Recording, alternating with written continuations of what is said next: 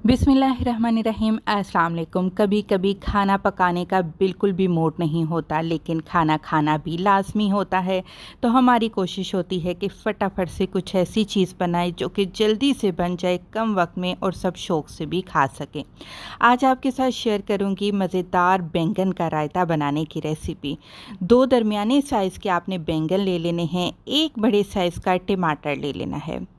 इसके बाद आपने एक छोटे साइज़ का प्याज ले लेना है, आधी गट्ठी हमारे पास देसी लहसुन की है और 3 अदद अचारी हरी मिर्चें हैं। हरी मिर्चों की हम डंडियाँ उतार कर हटाकर इसको अलग रख लेते हैं। तो ये वो सारी सब्जियां हैं जिससे मज़ेदार आज हम बैंगन का रायता बनाएंगे। आपने क्या करना है, एक बैंगन को सेंटर में से 2 बड़े बड़े गहरे गहरे कट लगा लेने हैं। कट क्यों लगाने हैं ये भी मैं आपको बता देती हूँ, क्योंकि हमने इनको ग्रिल करना है, सारी सब्जियों को ग्रिल करना है। तो जब हम लहसुन को ग्रिल करते हैं तो वो स्टैंड से नीचे चूल्हे पर गिर जाते हैं। इस तरह जब हम बैंगन के अंदर लहसुन को डालकर ग्रिल करेंगे तो अच्छे से लहसुन ग्रिल हो जाएगा और स्टैंड पर से नीचे भी नहीं गिरेगा।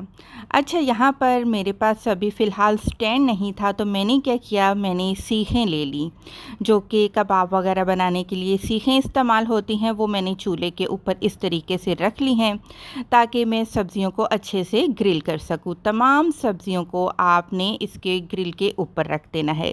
चूल्हा जला लेंगे, लेकिन तेज़ आंच पर आपने इनको ग्रिल नहीं करना। तेज़ आग पर ये होगा कि सारी की सारी ऊपर से सब्जियों की स्किन जल जाएगी, लेकिन ये अंदर से नरम नहीं होंगी। तो इस बात का लाजमी ख्याल करिएगा। हल्की आंच पर आपने इनको नरम होने तक ग्रिल करना है और वक्फे वक्फे से आप इनकी साइड को भी चेंज करते जाएं ताकि सब्जियां हर तरफ से बराबर ग्रिल हो सकें, नरम हो सकें। फिर आप देखें, जो सब्ज़ी पहले ग्रिल हो चुकी है उसके ऊपर अच्छा सा कलर आ चुका है, तो आप उन सब्जियों को हटाते जाएंगे, अलग करते जाएंगे। यहाँ पर हरी मिर्चें, प्याज और टमाटर नरम हो चुके थे तो मैंने उनको हटा लिया और बैंगन को मैं मज़ीद थोड़ा सा और नरम करने के लिए इनको पका लूँगी।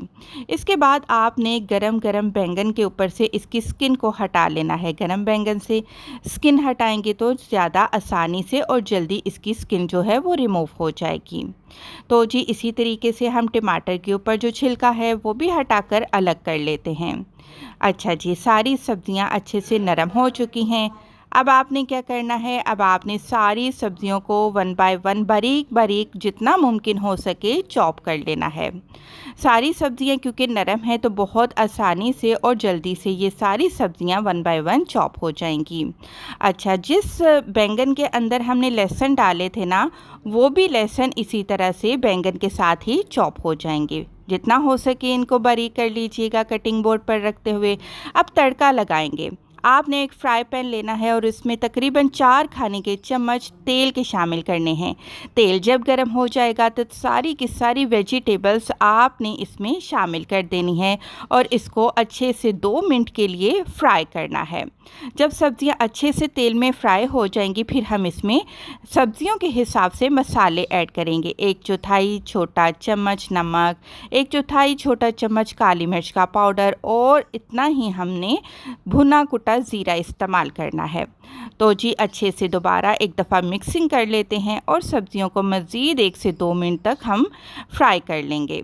जब आप देखें कि सब्जियां अच्छे से फ्राई हो चुकी हैं तेल में, बस चूल्हा बंद करके एक बाउल में शिफ्ट कर लेना है और सब्जियों को आपने कम्प्लीटली ठंडा होने देना है। तब तक हम दही तैयार कर लेते हैं।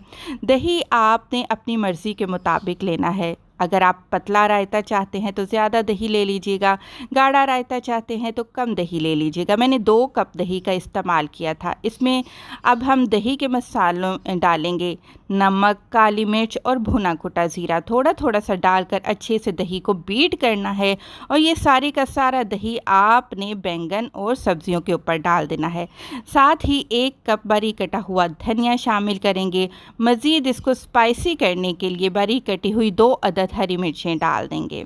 अच्छे से बस आपने अब इनकी मिक्सिंग कर लेनी है और मज़ेदार आपका बैंगन का रायता बिल्कुल तैयार है।